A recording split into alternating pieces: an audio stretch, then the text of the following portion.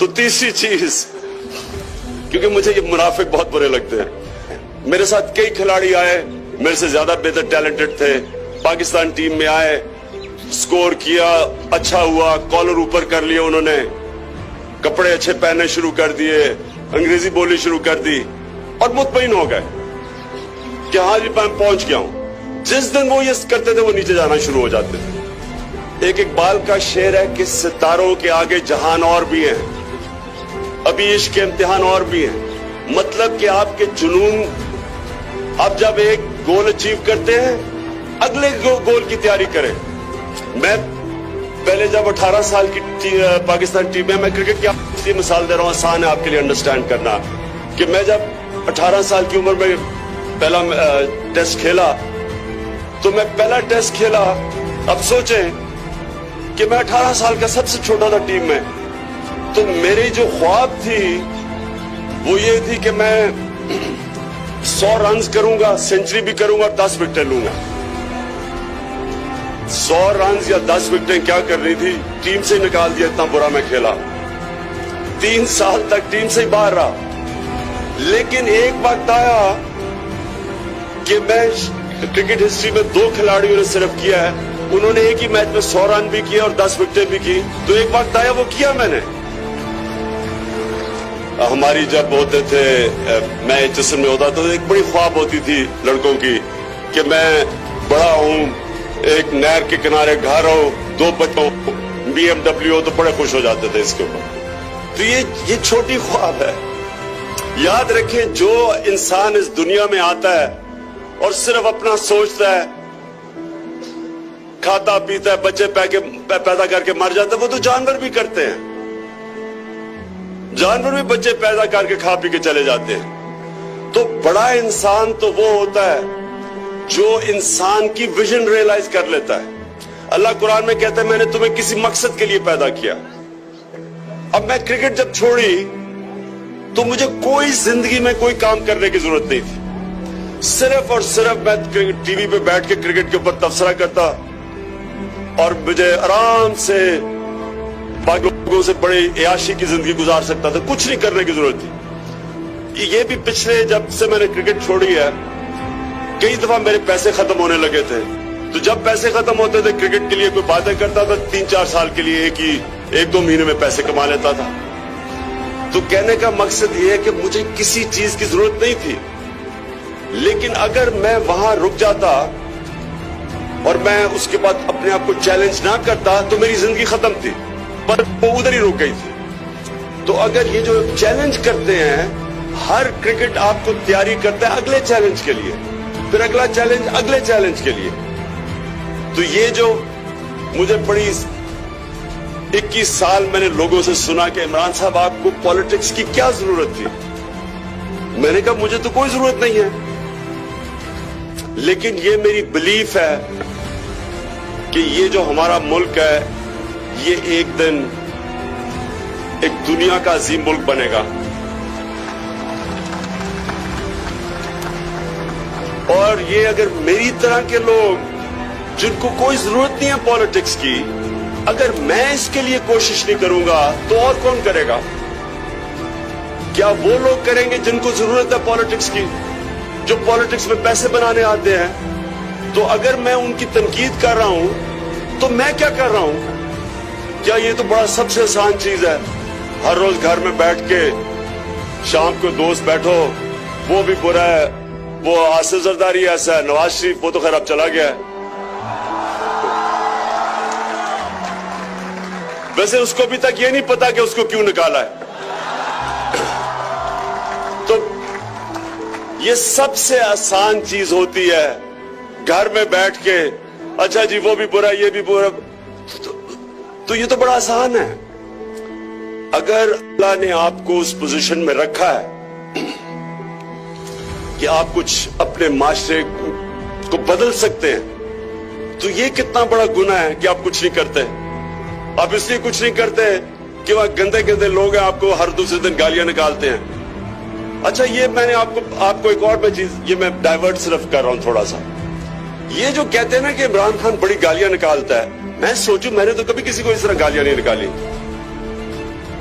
میں نے پھر ریئلائز کیا کہ گالی کس کو کہتے ہیں. اگر میں کرپٹ آدمی کو میں کہتا ہوں یہ چور ہے, یہ ڈاکو ہے, اس کو گالی کہتے ہیں. یہاں انہوں نے یہ جو بڑے بڑے ہمارے ملک میں کرپٹ لوگ ہیں, انہوں نے ایک بڑی زبردست کام کیا ہے. انہوں نے کام کیا کیا کہ وہ جو چھوٹے چور جیلوں میں ہوتے ہیں ان کو چور کہہ دو, ٹھیک ہے, لیکن جو اربوں چرا کے ملک سے باہر لے کے جائے ان کو گالی نہ نکالو. ان کو 40 گاڑیوں کا پروٹوکول دو.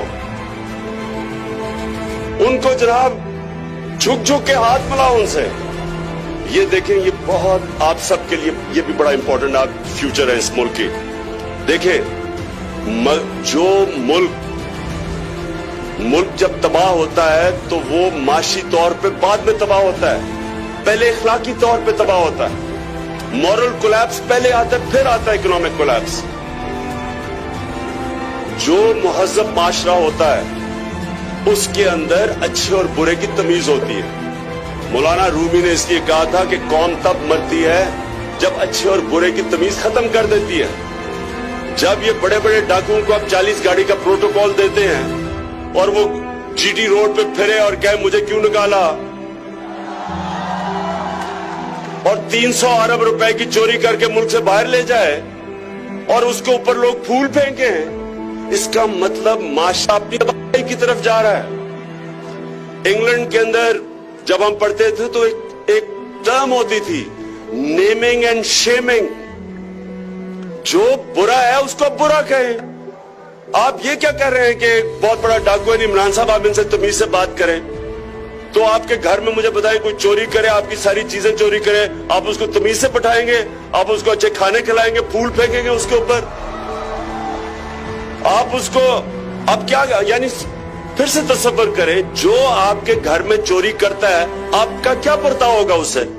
تو جو ملک کے 300 ارب روپے چوری کر کے باہر لے جاتا ہے اس کو 40 گاڑی کا پروٹوکول دے دیتے ہیں. آپ کیا سگنل دے رہے ہیں معاشرے میں کہ اگر چوری کرنی ہے تو چھوٹی چوری نہ کرو, بڑا ڈاکہ مارو. یہ آپ میسج دے رہے ہیں. قرآن کی آیت ہے کہ جو لوگ ایمان لے آئیں اللہ ان کے خوف دور کر دیتا ہے. کیونکہ جو 3 سب سے بڑے خوف ہیں,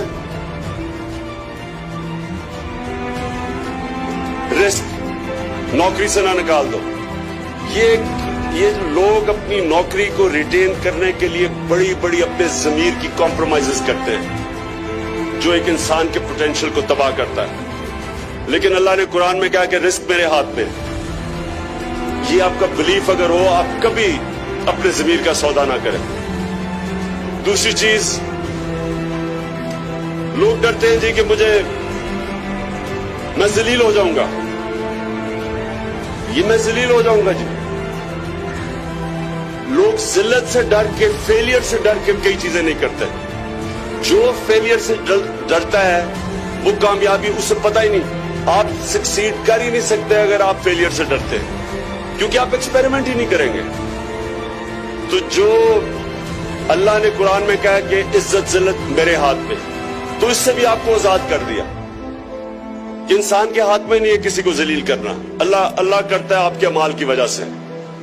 اگر یہ عزت اور ذلت پیسے لے کے دے دی جاتی تو نواز شریف اور شکیل الرحمان جیسے لوگوں نے مجھے بڑی دیر کا ذلیل کر دینا تھا, کیونکہ یہ تو پورے پیسے کے اوپر اگر کوئی کسی کو ذلیل کرنا ہوتا تو اب تک ہم ہو چکے ہوتے. اور اگر پیسے دے کے عزت ملی ہوتی تو یہ سارے چور بڑے بڑے معتبر ہوتے. سب سے ویسے جو معتبر شکل سے سب سے معتبر جھوٹ بولتا ہے وہ ہے ان نون لیگ کا احسن اقبال. میں نے کبھی کسی کو ایسے جھوٹ نہیں بولتے دیکھا. اچھا, یہ میں ویسے سائڈ ٹریک ہو گیا ہوں, یہ میں ویسے میرے دل میں آ گیا تھا. تو تیسری چیز, کیونکہ مجھے یہ منافق بہت برے لگتے ہیں, تو تیسری چیز اور سب سے بڑا خوف موت کا. تو جب اللہ نے کہا کہ میرے ہاتھ میں ہے, جب اس نے کہا کہ میں فیصلہ کروں گا تم نے جب دنیا سے جانا ہے, تو مجھے امیڈیٹلی یاد آ جاتا ہے کہ جب میں نے ہمارے یہاں لوگوں کو گولیاں لگی 12 مئی 2007 کو, تو میں نے الطاف حسین کو ڈائریکٹلی چیلنج کیا. میں نے کہا کہ یہ سب سے بڑا پاکستان کا دہشت گرد ہے. تو ساری دنیا ڈر گئی. میرے گھر میں سارے لوگ کہ عمران صاحب بلٹ پروف جیکٹس کوئی بھیج رہا ہے کہ آپ کی اب زندگی خطرے میں ہے، یہ ہے وہ ہے. تو لوگوں کو ڈر تھا. میرے لیے میں حیران ہو گیا کہ کتنے لوگوں کو خوف تھا کہ اب میں زندہ نہیں رہوں گا. اور ان دنوں میں ویسے الطاف حسین بہت ہی خوفناک تھا، بچتا کوئی نہیں تھا تب. لیکن اب الطاف حسین دھمکیاں دیتا ہے لیکن کر کچھ نہیں سکتا، ان دنوں میں کر لیتا تھا. تو بہرحال یہ جو آپ کی جو خوف ہے نا، اس کو مسلسل آپ نے اس کو اوور کم کرنا ہے، نہیں تو آپ اب بڑے کام نہیں کریں گے. راستے میں ہمیشہ کہیں نہ کہیں آپ گھبرا جائیں گے فیلئر سے کہ میری نوکری نہ چلی جائے وغیرہ وغیرہ. اور آخری چیز جو بڑی امپورٹنٹ ہے وہ یہ کہ انسان کو ہمیشہ انسانوں میں انصاف کرنا چاہیے. نبی صلی اللہ علیہ وسلم کی جو 2 ٹریٹس تھیں، کوالٹیز نبوت سے پہلے، صادق اور امین، سچے تھے اور لوگوں میں انصاف کرتے تھے. یہ 2 کوالٹیز ہیں جو جس کے اوپر اپنے کیریکٹر کو بیس کریں. یہ آپ کو 2 کوالٹیز دنیا میں عزت دیں گی، آپ کی لوگ رسپیکٹ کریں گے. لیڈرشپ کی یہ سب سے امپورٹنٹ کوالٹی ہے صادق اور امین، سچا اور لوگوں میں انصاف کرنے والا. ہمیشہ یہ 2 کوالٹیز آپ کو دنیا میں عزت دیں گی. اور یہ یاد رکھنا کہ جو کوئی مسلمان فوج ملیشیا اور انڈونیشیا نہیں گئی تھی، مسلمانوں نے کانکر نہیں کیا تھا.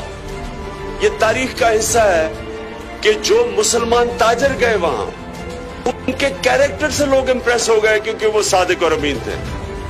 ان کے جب کیریکٹر کو دیکھ کے لوگ ان کو دیکھ کے اسلام کی طرف آئے. اب مجھے بتائیں کہ کوئی اسلام کی طرف آ سکتا مولانا فضل الرحمان کو دیکھ کے؟ تو میں آپ سب کا بہت شکر گزار ہوں، اور انشاءاللہ یہ ہمارا ملک عظیم بنے گا، اور آپ ہیں اس ملک کی فیوچر. Thank you.